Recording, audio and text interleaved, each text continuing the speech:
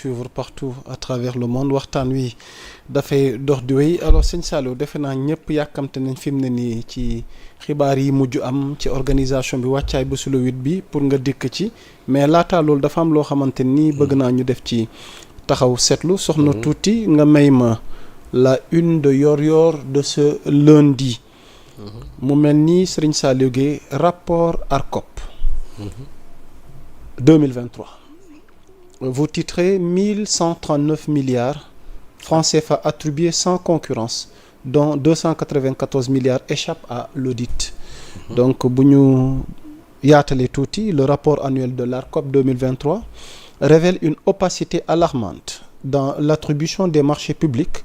L'entente directe a mobilisé une enveloppe colossale de 1139 milliards francs CFA mu nekk 40% de la commande publique. Plus grave, 294 milliards de francs CFA de contrats n'ont pu être audités en raison de refus de coopérer de plusieurs autorités contractantes, soulevant de sérieuses questions sur la bonne gestion des deniers publics. Voilà, donc mu mel ni 41% de la commande publique, soit 1174 milliards, raflés par les entreprises étrangères. 958 milliards de francs CFA de marchés attribués au trio Chine, France et Espagne. Et pour terminer, le fonds 6 refuse de soumettre 132 milliards de francs CFA de contrats à l'audit du régulateur. Donc sëñ Saliou mu mel nii mu doonaat beneen xibaar ak beneen situation wu dolleeku ci jafe-jafe yi nga xamante ni mal gouvernance bi nga xamante ni wax nañ ne nguur gi fi jóge def na ko. mu gën a fasaat ngeen def ci liggéey gu yaatu gi ban taxaw seetlu lañ ci mën a def sëñ Saliou. yaa Moussa, voilà les bonnes questions qu'il faut se poser, c'est-à-dire la gouvernance publique. Man je suis très choqué sax am lu ma naqari, je suis exaspéré. Quand je vois comment l'actualité est traitée ci semaine bi. On a l'impression que les rapports de l'ARCOP ne sont pas publiés. Peu de journaux en ont parlé. Boo xoolee sax ki nga xam ne moo am constance di ci wax boobu léegi di ko exploiter et il fait un excellent travail. C'est mon ami Cheikh Mbacké Guissé. Depuis lundi jusqu'à aujourd'hui, il épluche ce rapport-là di génne surfacturation yi nga xam moo ci am parce que là c'est un problème de malgouvernance qui se pose. Ñun tey jafe-jafe bu ñu am malgouvernance moo ko indi. Au moment où on parle de dette cachée, au moment où on parle de détournement de deniers publics, mais détournement de deniers publics yëpp nag ci rapport yi lay génn. Xoolal ma depuis lundi ba léegi amul presque Yoor-Yoor Libération te Libération sax gis naa ne tey ci lañ titré waat. Contrairement à Yoor-Yoor. Ba léegi ils font ce travail là, merci Cheikh. Mais yeneen presse yi amul kenn ko bon am na ñoo xam ne ñoom def nañ ci nii rek benn kii nii pare nañ ci.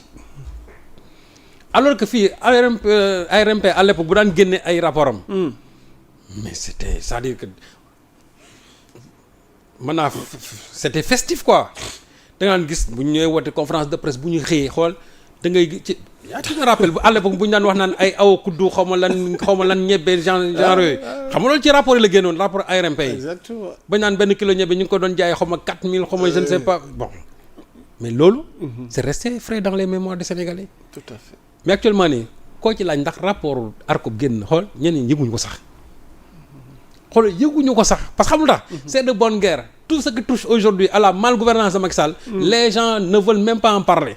Gis nga lii tey bu doon waa Pastef yi la. waaw bu fa ngeen rapport Pastef la non kon bu kenn waxatu ko. tama du leen ëpp buum. non kon semaine bi yëpp presse bi yëpp ci lii la ñuy titré. ok mais pour ñoom c'est de bonne guerre. Comme que Macky Sall te bëgguñu occulter l'actualité. On a préféré nous dire oui l'opposition a mobilisé je ne sais pas quoi en tout cas daal on est dans la diversion mais dans la vraie information. Les gens n'y sont pas. et lii lan lañ ciy jàngee sëñ Saliou concernant cette mauvaise gestion cette malgouvernance. mais mu ngi noonu léegi nag foofu nag laa bëgg a ñëw. Allez-y, xam nga tey boo xoolee rapport 2023 bi. quand je dis 1139 milliards. sur un volume de 2000 presque 853 milliards. xam nga loolu c'était l'ensemble des investissements ci marché yi. 1139 milliards yoo xamante ne ni dañ ko jëbbal étranger yi. c'est-à-dire et puis sans appel à concurrence encore une bonne partie du moins mais sans appel à concurrence. mooy que xool ay entente direct kese la. sëñ Saliou ci ñiy seetaan. waaw entente direct. noo leen koy. entente xam la waaw mooy yaa ma neex.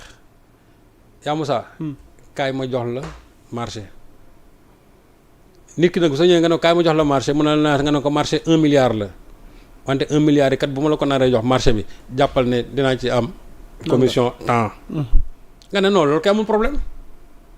indi ma jox la marché bi nga génne ma samay commission kenn du ko gis. te loolu généralement bu soo amee da ngay surfacturer. da ngay surfacturer da ngay ñëw rek parce que comme nga yow mbir mi du jaar fa mu war a jaar.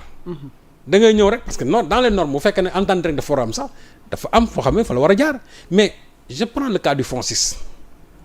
FONSIS ñoom dañu taxaw ñoom carrément ñu ne kenn du leen auditer c'est-à-dire que ñoom joxe nañ seen i marché mu neex la muy naqare alors que FONSIS ci boppam yow nga xam ne yaa war a capter le volume des investissements. et puis tu fais marché gré à gré nga xam ne yow transparence yu yaa ko njëkk a jiite. et le FONSIS refuse même que ñoom ñu auditer les 132 milliards yi nga xamante ne moom la passé ci marché public yi te loo ci xamul mooy. Ellipse day dellusiwaat foofu. parce que une partie du marché Ellipse lañ ko jox foofu oui 132 milliards yooyu. une partie du marché ñu ngi ko jox espagnol yi une partie du marché ñu jox ko waa Ellipse Project. Ellipse Men. Ellipse Men mi waral coowal ma ci 132 milliards yooyu. Ellipse Men. voilà la nébulosité de ce dossier moo tax ma ne dossier la boo xam ne nii dafa bëri ay rebondissement 132 milliards yooyu nga xam ne en 2023 ils ont passé ce marché là en refusant l'audit. Une partie du marché a été donnée à Ellipse Project beneen partie bi ñu jox ko ay espagnol. benn bi offre spontanée lañ ko def te alors que offre spontanée dañ la warul yées 50 milliards alors que benn offre spontanée bi c'est en dessous même des 50 milliards. donc gré à gré mooy yow. neex nga ma kaay ma jox la marché bi c'est-à-dire du ma def appel à concurrence parce que boo dee appel à concurrence da ngay woo ñu bëri ñu teg seen i dossier ñu ubbi ñu ne sélectionné nañ kii dossier am le moins 10 ans yaa ma neex nag mooy kaay yow laay jox marché bi mais marché bi su ma la ko joxee xam nga du ma la yaa ma neex boobu mooy dama lay jox nga jox ma. c'est du donnant. gré à gré foo gis rek toujours c'est comme ça. léegi nag soo xoolee 214 milliards yooyu mu wax ne. ñooñu ils ont refusé d'être audités c'est-à-dire que donc voilà 214 milliards yoo xam ne joxe nañ ko dans une opacité totale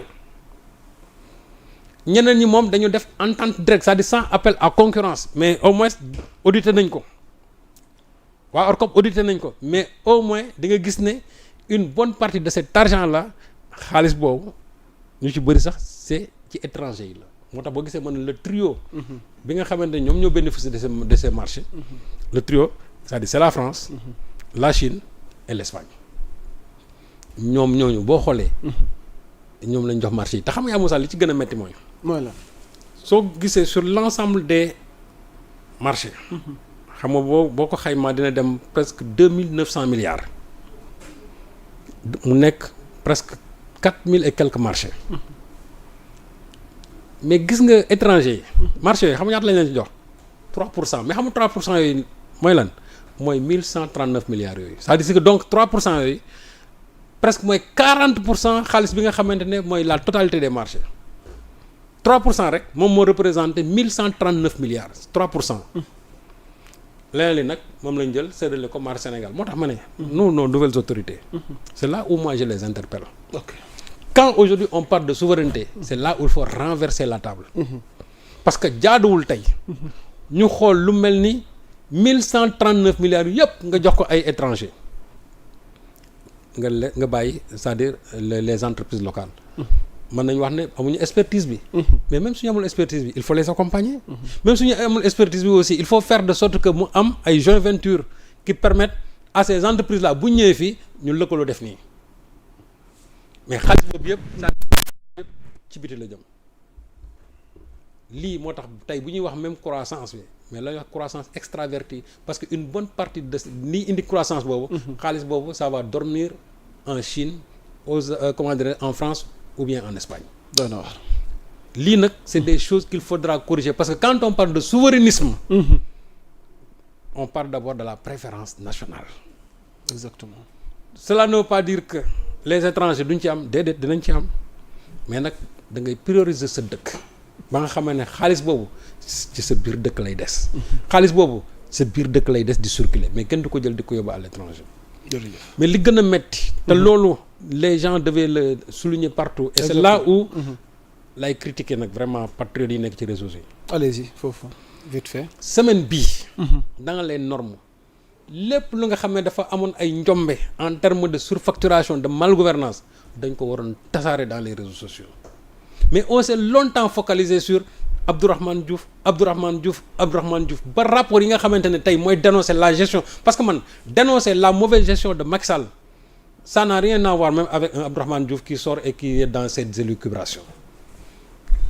La mairie de Dakar, Barthélémy Diaz qui est aujourd'hui un adversaire principal de Ousmane Sonko mais Barthélémy Diaz moom aussi c'est la même chose toujours refus d'audit Barthélémy Diaz en termes même de bonne gouvernance mais mën nga ko pointer benn zéro parce que moom aussi marché yi il a toujours refusé à ce qu'on le fasse en tout cas une bonne partie des marchés audit une bonne partie des marchés yi nga xam moom la lancé. déedéet xanaa. maa la wax loolu non rapport moo ko génnee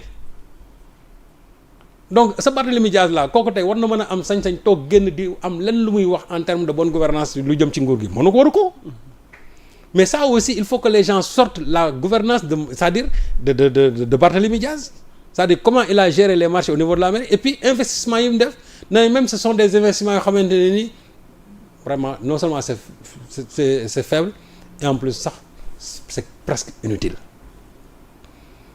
donc xaalis bi nga xamante ne mairie de Dakar moom la ñu génne. te ñu xam ne ñoom ils ont un budget annuel presque de 70 milliards mais qu'on nous dise réellement xaalis mairie de Dakar fu mu dugg sous la gestion de Barthélémy te loolu c'est en 2022 et en 2023 ñaari rapport yëpp dañ ko épinglé ci loolu. Barthélémy Diaz mii. ak yoon wi mu jël.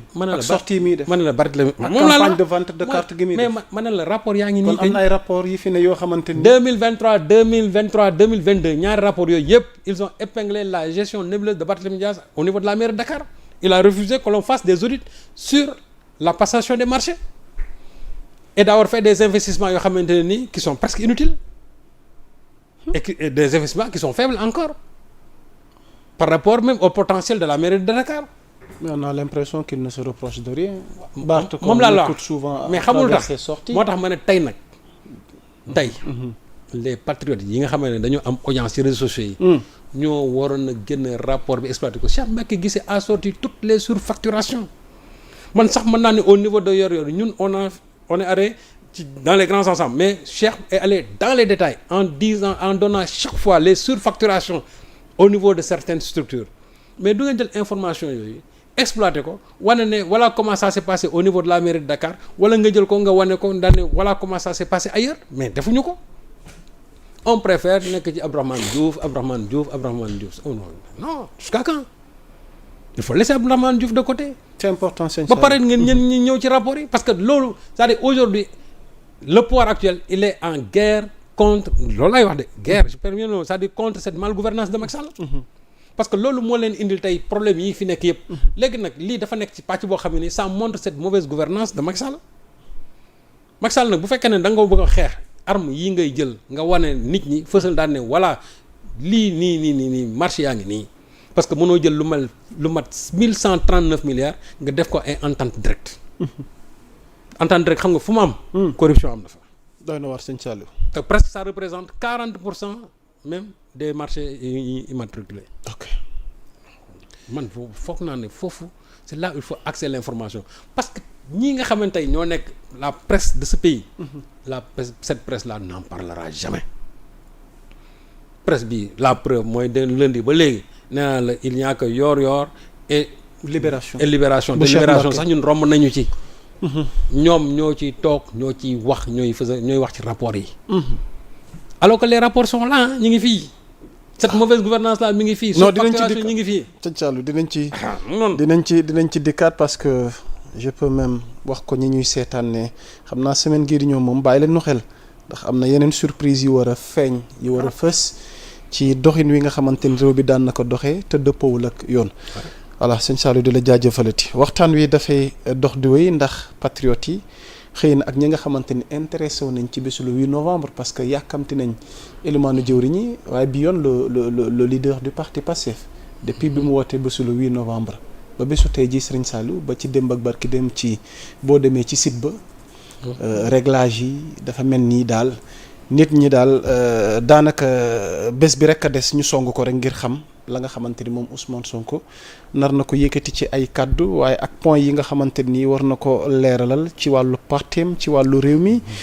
alors sëñ Saliou ci dernière xibaar yi ñam ñu ngi ñuy wax ni surprise nar na am ci bésu le 8 novembre bi ba fa am nu jàpp ni ndax war na teew warut a teew déjà yow sa njàngat moom le chef de l'État mi nekkoon secrétaire u Pastef mais bi mu faloo doon président mu dindi mbubbu secrétaire bi dellu doon membre ndax moom mooy surprise gi nar a am le 8 novembre son excellence Bassirou Diomaye Diakhar Faye waaye ak lu ci munti am ba fi nu toll ni tey ci wàccaay bés boobu tey ban taxaw seetlu à votre niveau lañ ci war a mën a def parce que coow li bëri na trop.